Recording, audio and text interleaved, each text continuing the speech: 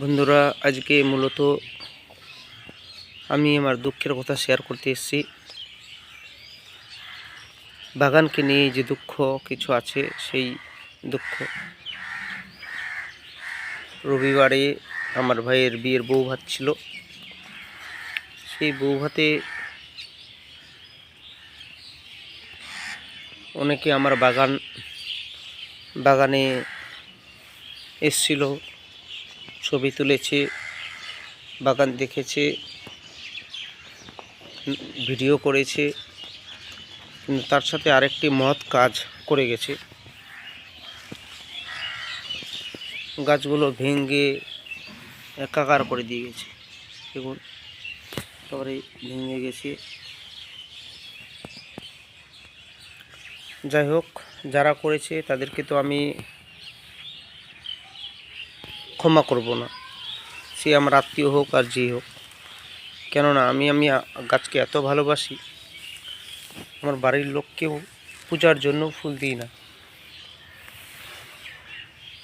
পূজার জন্য আলাদা ফুল গাছ লাগাতে বলেছি। আমি আমার বাগানের একটিও ফুল দিতে পছন্দ করি না, কারণ ফুল আমি মনে করি সৌন্দর্যের বিষয়। বাগানের ফুল বাগানের শোভা বাড়ায়। দেখুন, এখানে একটি গাছ ভেঙে গেছে। ধীরে ধীরে আরও গাছ দেখাবো। আপনারাই এই সম্পর্কে দু একটি কথা বলবেন, কমেন্টে জানাবেন অবশ্যই। দেখুন, এখানে এই ডাল ভেঙে দিয়েছে, এখানে একটি ডাল ভেঙে পড়ে আছে।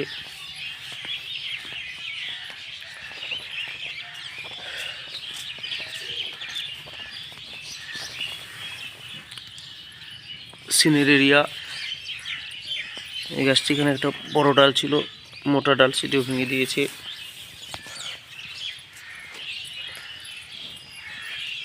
গাঁদা গাছগুলো শেষের দিকে। এবছর আমি শীতে গোলাপ ফুল পাইনি, প্রতিবারই চুরি হয়েছে। এরকম কুড়ি ছিল, একটু পরিস্ফুটিত হচ্ছিল, এখান থেকে কেটে নিয়েছে।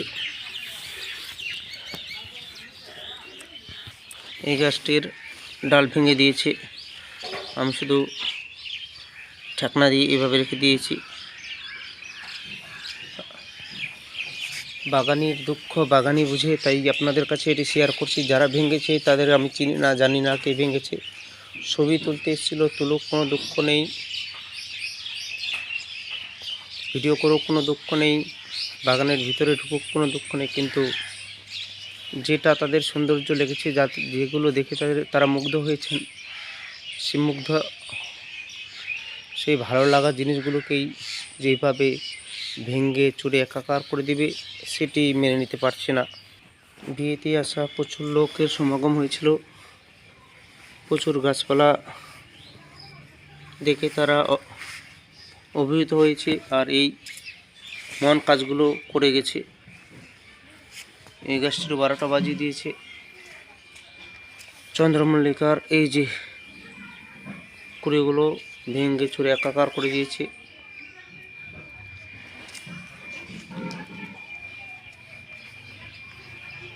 তাড়াহুড়ো করতে গিয়ে হয়তো এগুলো করেছে। যদি ধীরে সুস্থে নিজের মতো করে ভালোবেসে গাছগুলো দেখতো, ছবি তুলতো, তাহলে হয়তো এই ক্ষতিগুলো হতো না। অনেক ফুল তুলে নিয়ে গেছে। যাই হোক, ফুল তুলেছে সেটাও মেনে নেওয়া যায়, কিন্তু গাছ ভেঙে দিয়েছে, এটি আমি মেনে নিতে পারছি না।